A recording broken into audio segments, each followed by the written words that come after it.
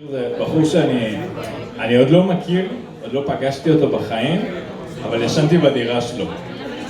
עכשיו, אמרתי שהשיר מוקדש לשיר אמסלם. פרצת לו לבית?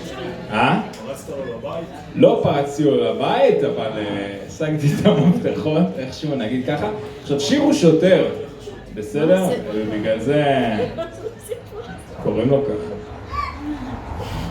כי זה השם הבדוי שלו, אבל אני רוצה להקדיש לו את השיר הזה, פשוט כי אני חי על רחוב עזה, ממש מול ביבי, וכל פעם שאני בא לצאת מהבית אני צריך להתקע בגדר, בפח זבל ועוד גדר.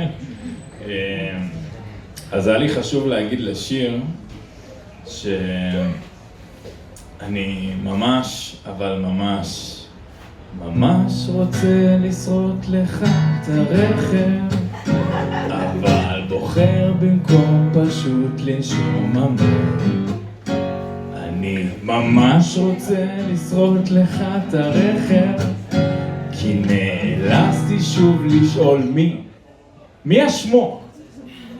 כל הולך רגל לפעמים בוחר ימין, זה גטו ורשה או פשוט גן ציבורי, שנינו מאז אני וביבי סתם שכנים, אז תיקחו לי את הגדרות מהפנים, תיקחו לי את הגדרות מהפנים, אחי יעשה טובה תשתין אצלי בפנים, בולק קפה יש לי מזגן פה ונעים, ואז תעיף לי את הגדר מהפנים. שירו איתי.